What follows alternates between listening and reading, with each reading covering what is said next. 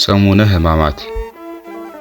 ነቢዩ ኢሳይያስ ይህንን ወቅት አስመልክቶ በመንፈስ ቅዱስ መሪነት እርሱ በእውነት ደዌያችንን ተቀበለ፣ ሕማማችንን ተሸከመ በማለት የነገረ ሕማማቱን ምስጢር አስቀድሞ ተናግሯል። በዚህም መሰረት በኋላኛው ዘመን እግዚአብሔር ወልድ ስለኛ ስለ ሰው ልጆች ድህነት ሲል ከእመቤታችን ከቅድስት ድንግል ማርያም ከስጋዋ ስጋ ከነፍሷም ነፍስ ነስቶ በፈቃዱ ሰው ሆኖ በፈቃዱ መከራ መስቀልን ተቀበለ። በመስቀሉም ላይ ሳለ በፈቃዱ ነፍስን ለሞት አሳልፎ ሰጠ። በዚህም መሰረት እኛም በእርሱ በአምላካችን የሆነበትን መከራ መስቀሉን ሁሉ የምናስብበት ሳምንት በመሆኑ ሰሙነ ሕማማት ይባላል። ስለዚህ ሳምንት ጌታችን መድኃኒታችን ኢየሱስ ክርስቶስ ለሰው ልጆች በሙሉ ያደረገውን ትድግና ቅዱሳት መጻሕፍት በተለይም ግብረ ሕማማት የተባለው የቤተክርስቲያናችን መጽሐፍ ነገረ ሕማማቱን መከራ መስቀሉን በሰፊው ይናገርለታል። መድኃኒታችን ኢየሱስ ክርስቶስ አንዳች በደል ሳይኖርበት በሰውነቱ የደረሰበትን ሕማሙንና መከራውን ሞቱንም እያሰብን ይህንን የዐቢይን ጾም መጨረሻ ወቅት ወይም 8ኛውን ሳምንት በካህናቱ መሪነት ሁላችንም ምእመናን በተረጋጋ ሕሊና አብዝተን በመጾም በመጸለይና በመስገድ እንድናከብር ሥርዓትን ሰርታልናለች። ለዚህም ነው ዛሬ ኦርቶዶክሳውያን ምእመናን ሁሉ ይህንን የጌታን ሕማማት ሰሙን ከተድላ ደስታ በመራቅ ነገረ መስቀሉን እያሰቡ በሐዘንና በለቅሶ ሆነው የሚያሳልፉት። ከ24ቱ ሰዓት ውስጥ 10 የጸሎትና የንባብ ሰዓታት ይገኛሉ። እነዚህም ከጧቱ 1 ሰዓት፣ 3 ሰዓት፣ 6 ሰዓት፣ 9 ሰዓት፣ 11 ሰዓት እንዲሁም ከምሽቱ 1 ሰዓት፣ 3 ሰዓት፣ ሌሊት 6 ሰዓት፣ ሌሊት 9 ሰዓት እንዲሁም ንጋት 11 ሰዓት ናቸው። በእነዚህም ሰዓታት የጌታን ስቃይ ለማዘከር መዝሙረ ዳዊትና ግብረ ሕማማት፣ ድርሳነ ማህያዊ አብዝተው ይጸለያሉ።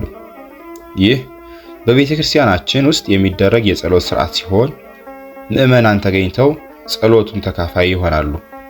የግል ጸሎታቸውንም ከመዝሙረ ዳዊት፣ ከውዳሴ ማርያምና ከውዳሴ አምላክ፣ ከሰይፈ ሥላሴና ሰይፈ መለኮት ሲሆን መልክዓ መልክዕና ድርሳናት እንዲሁም ተአምራት በሕማማት ሳምንት ባሉ ቀናት ውስጥ አይጸለዩ። ይልቁንም ከቅዱሳት መጻሕፍት የጌታችንን የአምላካችንን መከራውንና ድካሙን የሚያስታውሱ ከትንቢተ ኢሳይያስ፣ ከትንቢተ ኤርምያስ፣ ከመዝሙረ ዳዊት እና ግብረ ሕማማት በየሰዓቱ ይነበባሉ። በሰሙነ ሕማማት የሚጸለዩና የማይጸለዩ የጸሎት መጻሕፍት አሉ። በሰሙነ ሕማማት የማይጸለዩ ወይም የማይደገሙ የጸሎት መጻሕፍት አንደኛ ድርሳናት፣ ሁለተኛ ገድላት፣ ሶስተኛ መልክዓ መልኮች ወይም ደግሞ መልኮች። በሰሙነ ሕማማት የሚነበቡ የጸሎት መጻሕፍት ደግሞ አንደኛ ውዳሴ ማርያም፣ ሁለተኛ መዝሙረ ዳዊት ከወትሮ በተለየ ቢያንስ በየዕለቱ ሙሉውን፣ ሶስተኛ ሰይፈ መለኮት፣ ሰይፈ ሥላሴ፣ ውዳሴ አምላክ፣ አራተኛ ድርሳነ ማህያዊ የጌታችንን ሕማማትና እንግልቱ ያደረጋቸው ተአምራትና አርኬ መልክዓ ማህያዊ አንድ ላይ በየዕለቱ አለው። አምስተኛ ለሃ ማርያም የእመቤታችን የለቅሶ ሐዘን። ሁላችንም ኦርቶዶክሳውያን የጸሎት መጻሕፍቶቹ ያሉን በርትተን ልንጸልይባቸው ይገባል። ሰሙነ ሕማማት ሰሉስ። ሰሉስ ወይም ማክሰኞ የጥያቄና የመልስ ቀን በመባል ይጠራል። ይህ ቀን ጌታችን መድኃኒታችን ኢየሱስ ክርስቶስ ሰኞ በተናገረውና ባደረገው ላይ የአይሁድ ጥያቄ ያቀረቡበት እርሱም መልስ በመስጠት ያስተማረበት ዕለት ነው። በዚህም ምክንያት የጥያቄና የትምህርት ቀን በመባል ይታወቃል። ጥያቄውም ጌታ ባደረገው አንጽሖተ ቤተ መቅደስ ምክንያት ለጸሐፍትና ፈሪሳውያን ይኸውም የትምህርት ማስተማር፣ ተአምራት ማድረግ፣ ገበያ መፍታትን በማን ስልጣን ታደርጋለህ? ይህንን ስልጣን ማን ሰጠህ? የሚል ነበር። ሐዋርያው ቅዱስ ማቴዎስ ወይቤሎሙ ኢየሱስ አማን እብለክሙ ከመ መጸብሐውያን ወዘማውያት ይቀድሙክሙ ውስተ መንግሥተ እግዚአብሔር። ኢየሱስ እንዲህ አላቸው፣ እውነት እውነት እላችኋለሁ ቀራጮችና ገላሙቶች ወደ እግዚአብሔር መንግሥተ ሰማያት በመግባት ይቀድሟቸዋል ሲል አስተምሯቸዋል። ሁሉን አዋቂ የሆነው አምላካችንን አይሁድ በጥያቄ መፈተናቸው የሚታወስበት ቀን ነው። አይሁድ በብዛት ጌታችንን ሁለት መልስ ያላቸውን ጥያቄዎች እየጠየቁት ወጥመዳቸው ውስጥ ሊከቱት ይሞክሩ ነበር።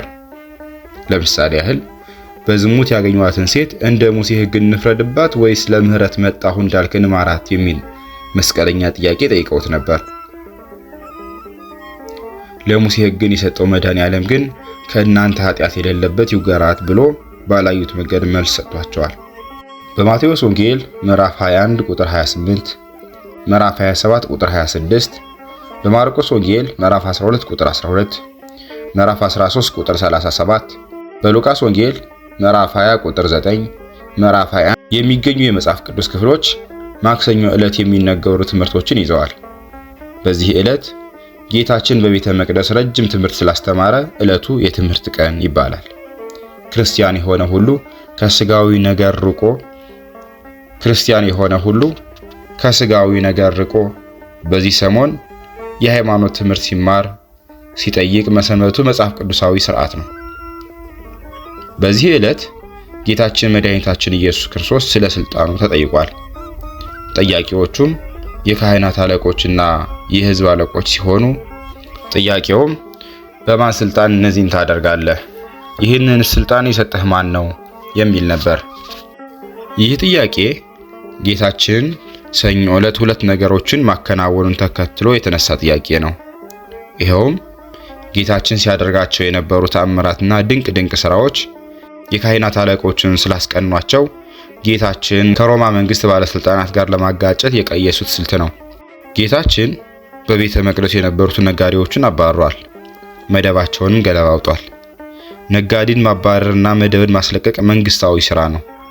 ጌታችን በራሴ ስልጣን ቢላቸው ጸረ መንግስት አቋም አለው በማለት ከሮማ መንግስት ዘንድ ለማሳጣት ነበር እቅዳቸው። ጌታችን መድኃኒታችን ኢየሱስ ክርስቶስ ግን የፈሪሳውያንን ጠማማ ሐሳብ ስለሚያውቅ የዮሐንስ ጥምቀት ከየት ነው? ከሰማይ ነው ወይስ ከምድር ሲል ጠይቋቸዋል። ጌታችን ፈሪሳውያን ላቀረቡለት ጥያቄ ቀጥተኛ ምላሽ አልሰጠም። ምክንያቱም ጥያቄዎቹ ለከሳሾቹ ዓላማ መሳካት አመቺ ሁኔታን ስለሚፈጥር ጥያቄውን በጥያቄ መልሶላቸዋል። እነርሱም ከሰማይ ነው ቢሉት ለምን አላመናችሁበትም እንዳይላቸው፣ ከሰው ነው ቢሉት ደግሞ ሕዝቡ ዮሐንስን እንደ አባት ይፈሩት እንደ መምህር ያከብሩት ነበርና ሕዝቡ እንዳይጣሏቸው ስለፈሩ ከወዴት እንደሆነ አናውቅም ብለው መለሱለት። እርሱም እኔም በማስልጣን እነዚህ እንደማድረግ አልነግራችሁም አላቸው። ይህን ጥያቄ መጠየቃቸው እርሱ የሚያደርጋቸውን ተግባራት ሁሉ በራሱ ስልጣን እንዲያደርግ አጥተውት አልነበረም። ልቦናቸው በክፋትና በጥርጥር ስለተሞላ ነበር እንጂ። ዛሬም ቢሆን መልካም ስራን በሰራን ጊዜ ከልዩ ልዩ ወገኖች የሚመጡ ፈተናዎች ለመልካም ስራዎቻችን እንቅፋት ሊሆኑ እንደሚችሉ መገንዘብ አለብን። ብዙ ወገኖች ለቀን ሐሳባችን ለምን ሰዎች ክፉ ነገር ይመልሱልናል በማለት ሲጠይቁ ይሰማል።